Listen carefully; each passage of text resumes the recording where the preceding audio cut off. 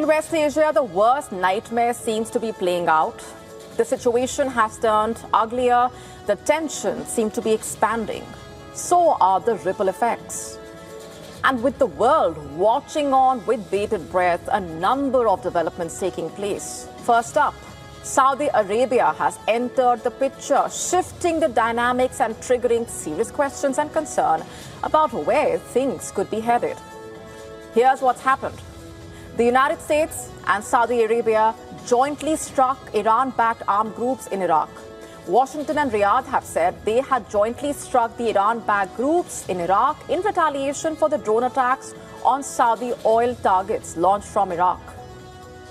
Here's why this is extremely significant. Why does this matter? First, these are the first U.S. airstrikes as such in West Asia since Donald Trump suspended the U.S. bombing campaign against Iran last week.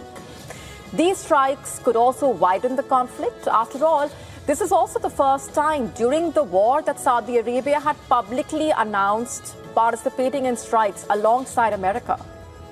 And this could essentially widen the conflict by drawing Sunni Muslim Saudi Arabia into combat against Shiite proxies of Iran on a whole new front. Iraq's Popular Mobilization Forces have said at least 20 members were killed, 32 injured in the US-Saudi strikes targeting several bases across Iraq.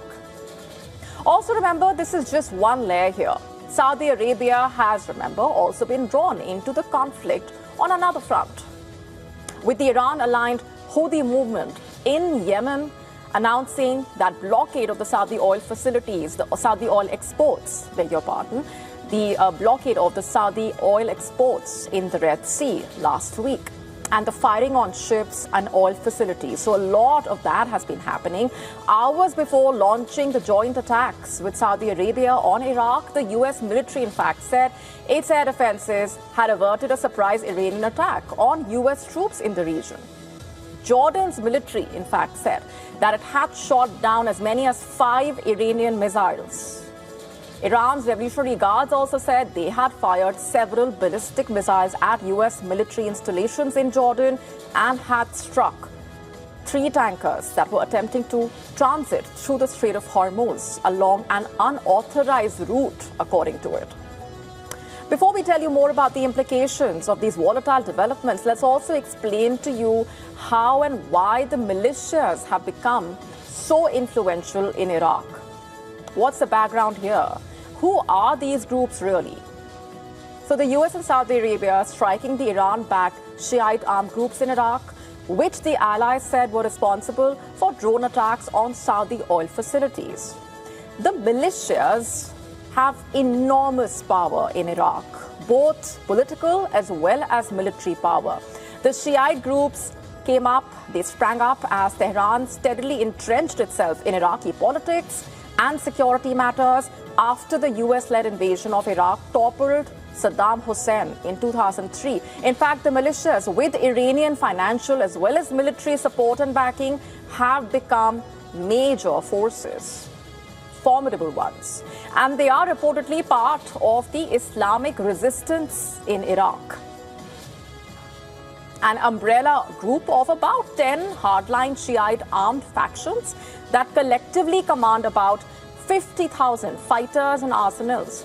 The resistance group is pretty much a key pillar of Iran's network of regional proxy forces, Iraq's Popular Mobilization Forces, the powerful Iran-backed paramilitary groups, basically incorporated into the Iraqi security forces.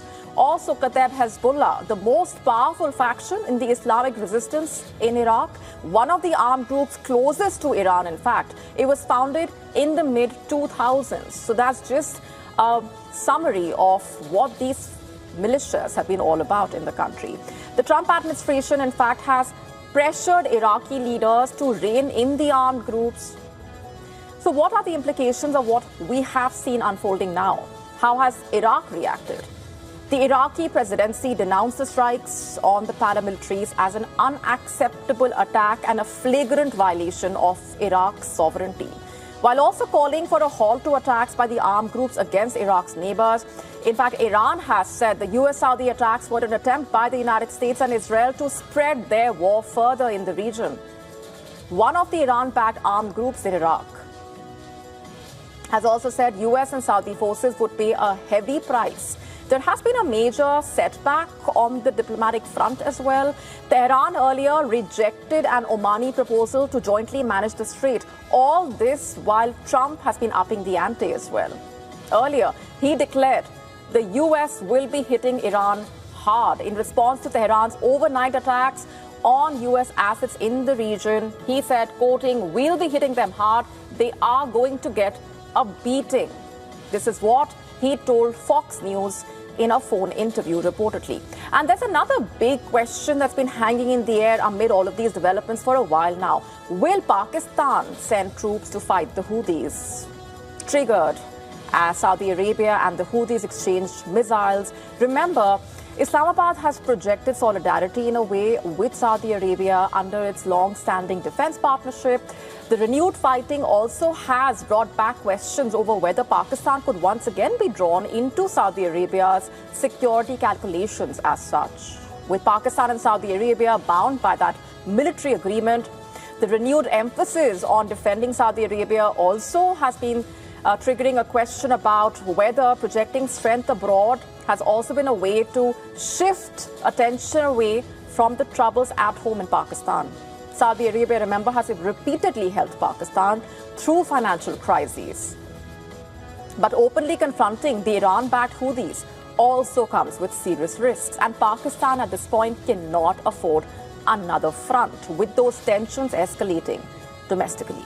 Shifting focus to a special report, the United States drawing a sharp new battle line in the global tech war. The tensions are escalating. Washington, in fact, is blocking Chinese AI robots from entering American soil. Why? They are citing critical national security threats as Beijing fumes over the ban, the race for dominance in the future technology exploding into an open conflict, it seems. Take a look.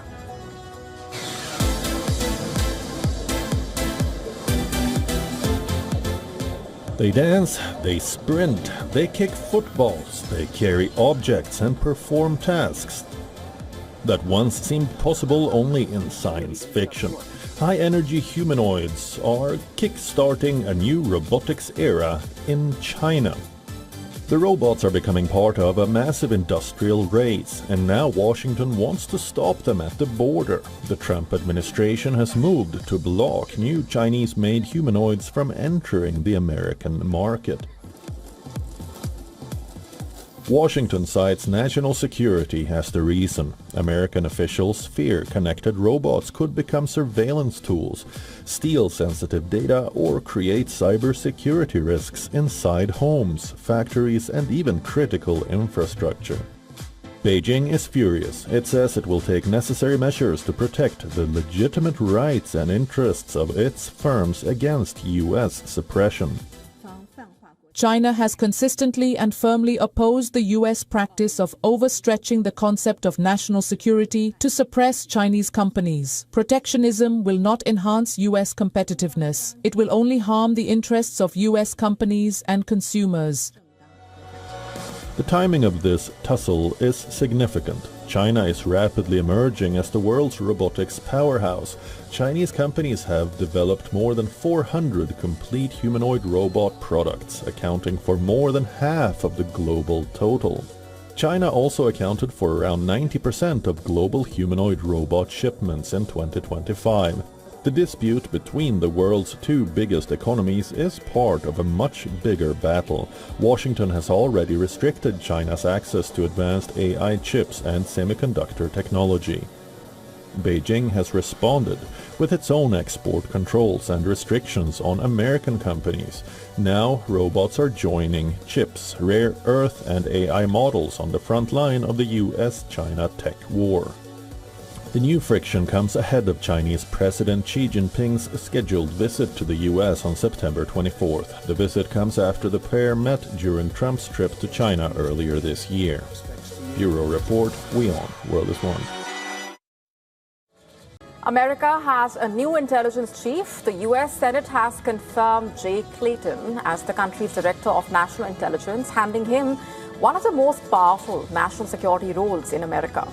In fact, the Republican-led Senate approved his nomination by a 51-47 party line vote, with every Democrat voting against him as the Director of National Intelligence. He, who was U.S. President Donald Trump's nominee, will basically supervise all 18 U.S. intelligence agencies, and he takes over from a person who had been serving as acting intelligence chief after, remember, Tulsi Gabbard stepped down in the month of June. Following his confirmation by the U.S. Senate, in a post on his Truth Social platform, Trump, quote-unquote, said, "Jay is outstanding in every way and will do a spectacular job as director." Clayton's confirmation coming amid sharp criticism from the Democrats. During his Senate confirmation hearing, Clayton repeatedly stopped short of explicitly saying that former President Joe Biden won the 2020 election. Instead, he said Biden had been certified through the constitutional process and received the required electoral college votes. Democrats, meanwhile, argued that his answers raised doubts about whether he could remain independent under political pressure. Just ask you, it should be a simple question. Do you deny that Joe Biden won the 2020 election? Senator, I'm not an election denier. Joe Biden was certified as the president of the United States. Let me just be clear.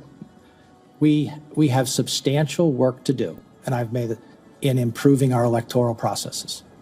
It's part of national security, and I feel strongly about that. Now, Clayton, just for context here, has also faced questions over subpoenas during his tenure as the U.S. Attorney for the Southern District of New York. In fact, they were linked to reporting on security concerns surrounding a Qatari-donated Air Force One aircraft, but they were later withdrawn by the Trump administration.